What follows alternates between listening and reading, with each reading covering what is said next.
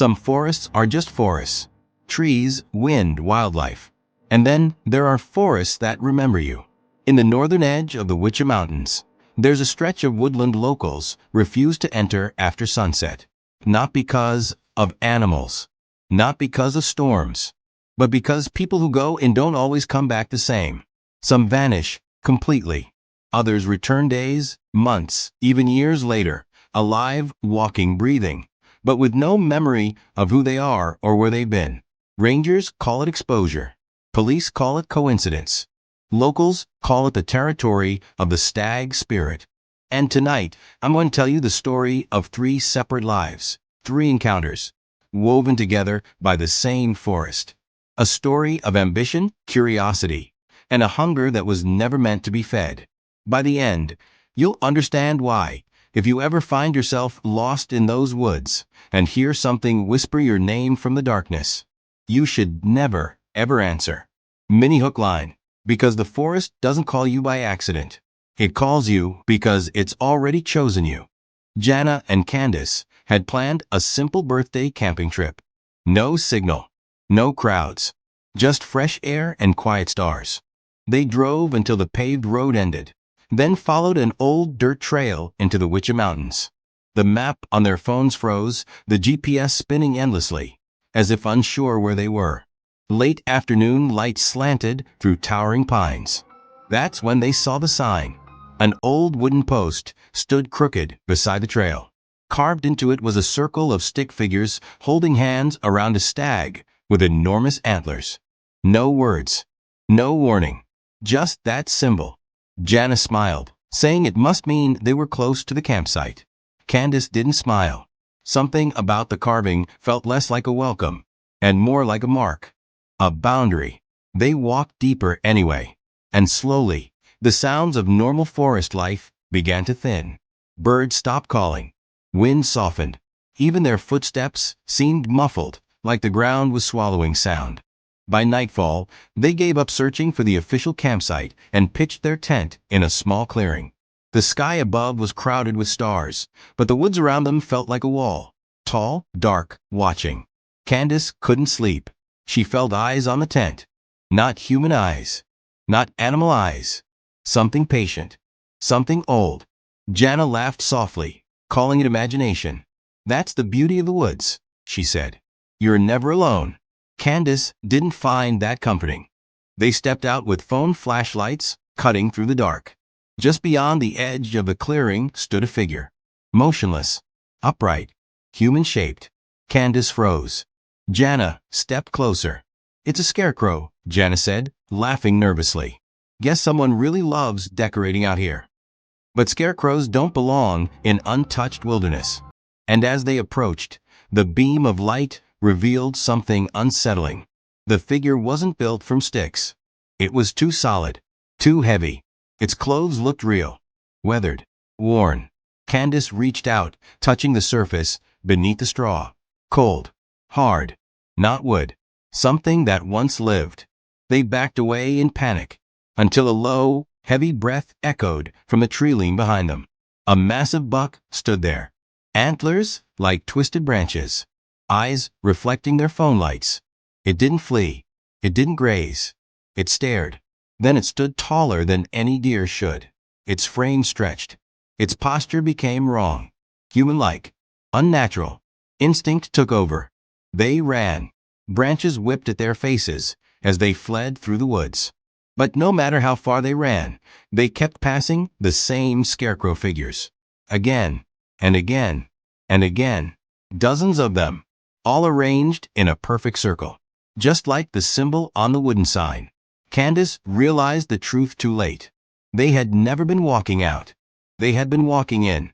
Months later, far north in a quiet Canadian town, a hunter found a boy wandering alone through falling snow. The child wore torn clothes. His eyes were blank, lost, but his feet moved as if guided by instinct.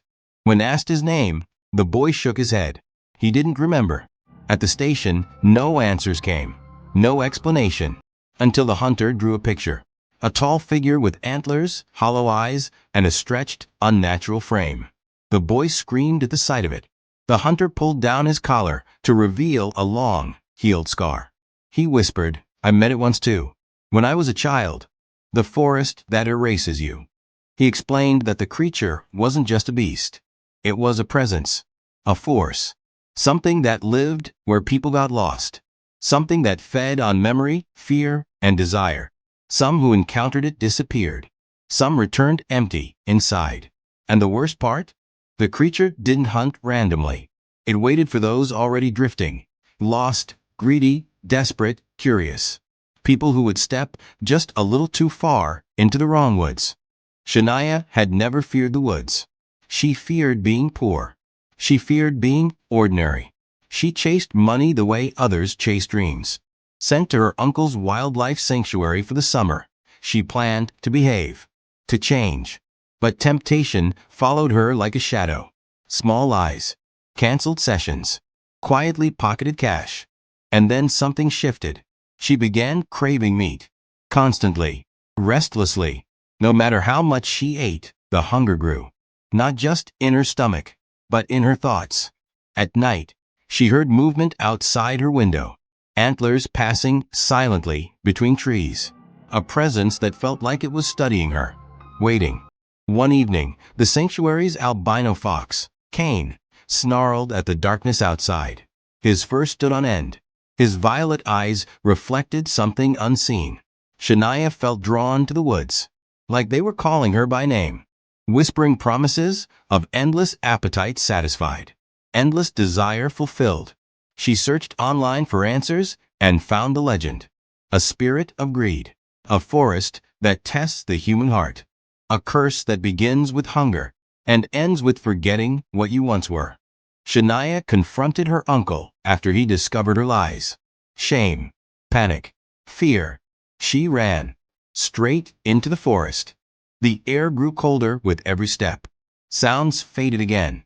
That same unnatural silence Jana and Candace once heard. That same wrongness beneath the wind. Cain followed her. But this time, he didn't walk beside her. He ran ahead, then turned, growling at something behind Shania. She turned. Tall, thin, antlers scraping branches above.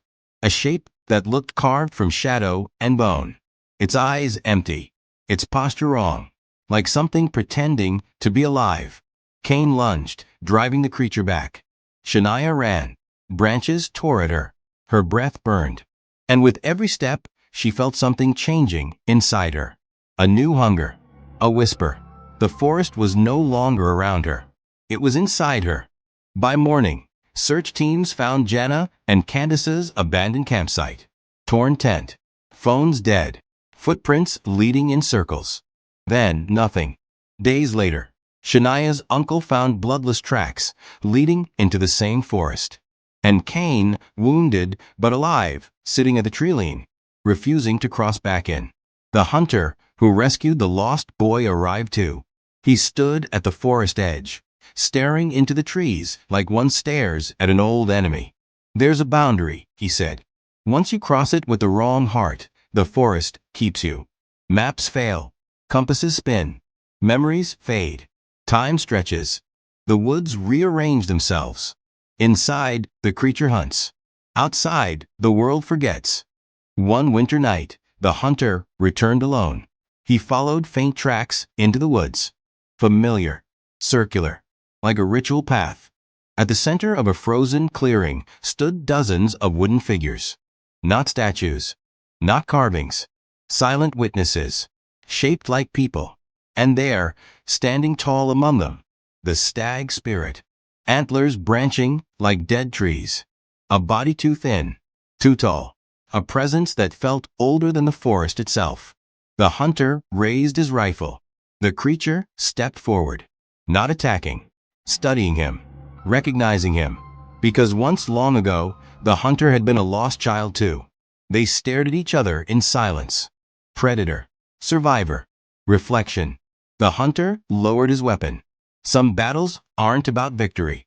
They're about knowing the danger still exists.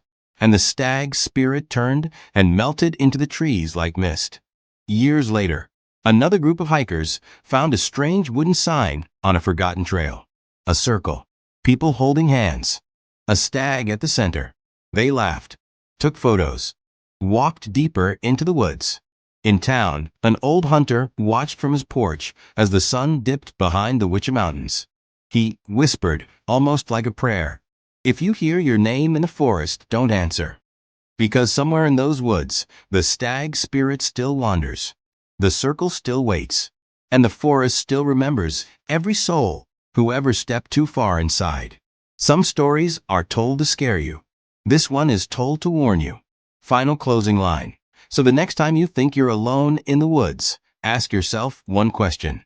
Are you lost in the forest? Or has the forest already found you?